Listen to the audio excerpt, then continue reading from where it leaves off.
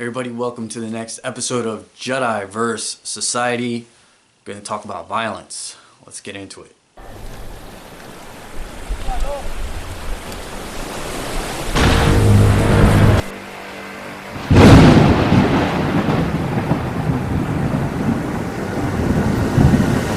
I was asked about the recent attacks on Asian Americans in the United States and why we can't attack back.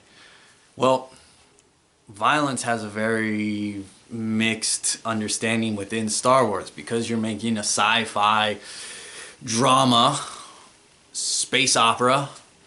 You're going to deal with conflict, both armed and internal.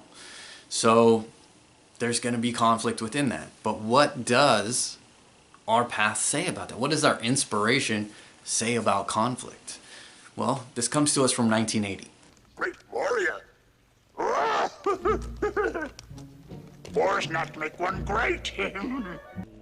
A Jedi uses the Force for knowledge and defense, never for attack. There's nuance there because we're talking what's the difference between attack and defense. Now consider that your Jedi homework. Dig into that. What does that really mean to you?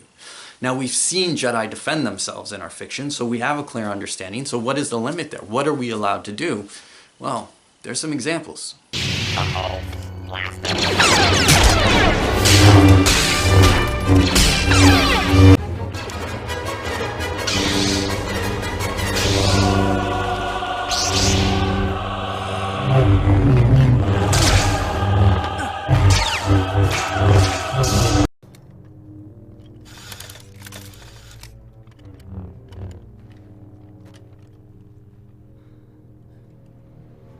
Look!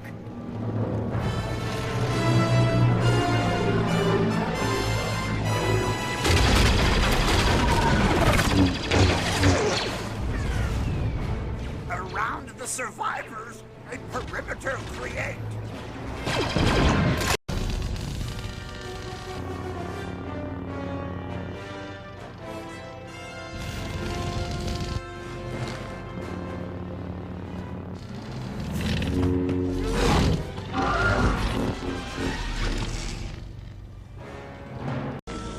So uncivilized.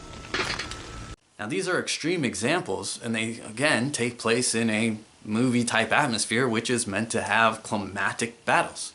But we understand that defense can go all the way. In light of these cowardly and ignorant attacks, you are allowed to defend yourself 100% fully and completely. What do we say? What does our path say? Our path says defend yourself. But understand that there is a line between justice and vengeance. And understand that there is a difference between defending yourself and others and purposely going out and committing violence. A lot of people want to talk about going out and just punching people. To a dark place, this line of thought will carry us. This is the mentality we're seeing. It's cowardly, it's ignorant, and it changes nothing. It does nothing to change anybody's mind about things, and it doesn't remove the problem. It doesn't address the problem at hand. Our path is about knowledge. Our path is about education. Our path is about information and facts and learning and growing. We have to understand, if we want to grow as a species, we have to understand and really look at the history. Look, every culture out there, every ancestry out there has contributed something of value to the world, to humanity, and to society and civilization in general. We have to grow beyond this closed mindset of these glass walls. And we have to understand that if we want civilization to advance, if we want to advance as a species, we need to get rid of these bigotry ideas and these cowardly acts that are based in the lowest form of intelligence. They do nothing, they prove nothing. And to go out and meet fire with fire and to meet hate with hate solves nothing and does nothing. It advances nothing. We have to overcome it. And that doesn't always feel good. That is the battle between being a Jedi and just being a human. You call this a diplomatic solution? No, I call it aggressive negotiations. As a human being, you're allowed to act and feel whatever you want. You're allowed to do whatever you want based on your feelings. You're allowed to attack whoever you want. We see it. We see it happening.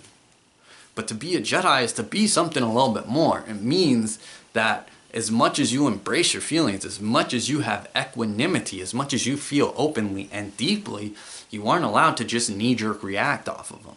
You are held to a higher standard. You are held to a philosophical idea that guides your actions.